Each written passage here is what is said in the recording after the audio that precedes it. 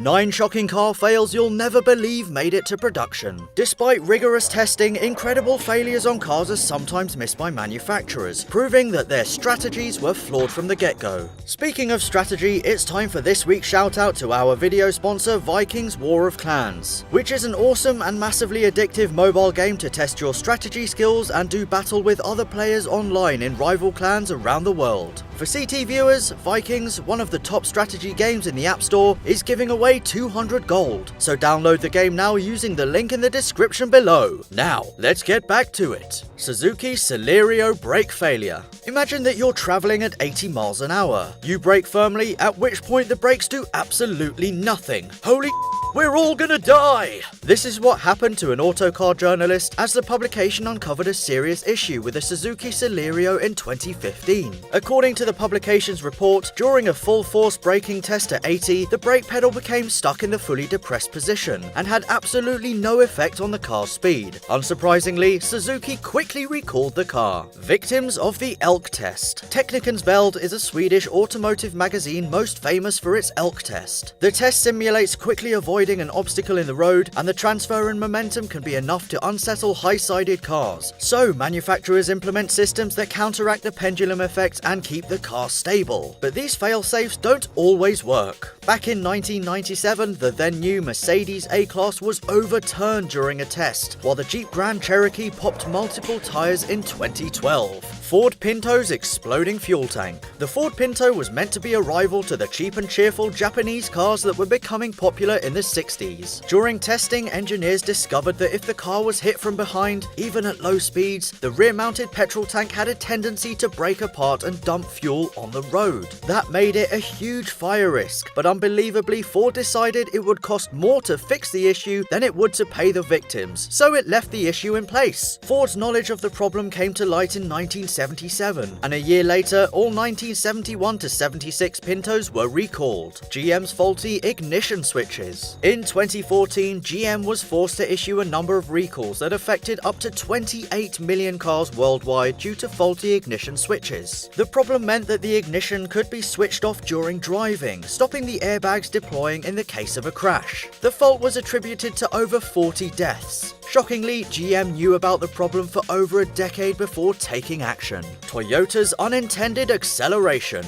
Anyone who's been stuck behind a slow Toyota driver knows that any acceleration experienced is probably unintentional. Back in 2009, it was discovered that a misplaced floor mat could cause the accelerator to become trapped open. In early 2010, Toyota realized some of the stuck accelerator issues hadn't been caused by misplaced floor mats and issued another recall to fix the throttle pedal's tendency to stick. Porsche 918 suspension fails. When you buy one of the world's most sought-after hypercars, you probably want to drive it quickly. Unfortunately, that could have been a bit dangerous if Porsche hadn't realized that control arms on the rear suspension were susceptible to braking under race conditions. A little later, Porsche had to replace fasteners on the front axle. Confidence inspiring.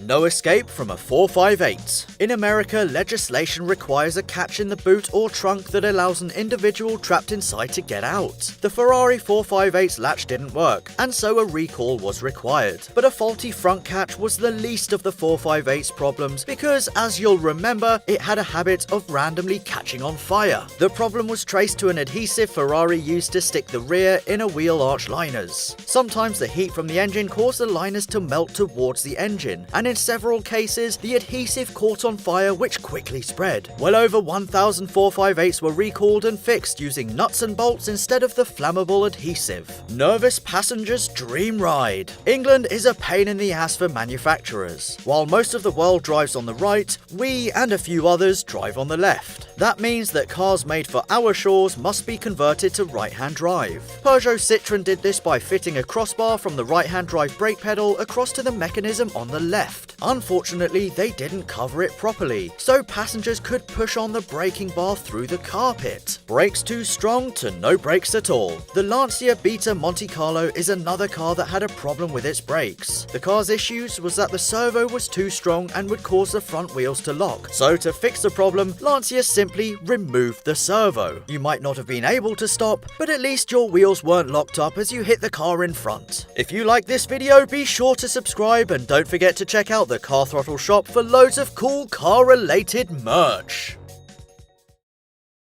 Suzuki Esteem. Esteem was the North American name given to the Suzuki Cultus or Baleno in other markets. Remember, esteem is a synonym for respect, admiration, recognition, and awe, which are all the exact opposite of what people will be thinking when they see it.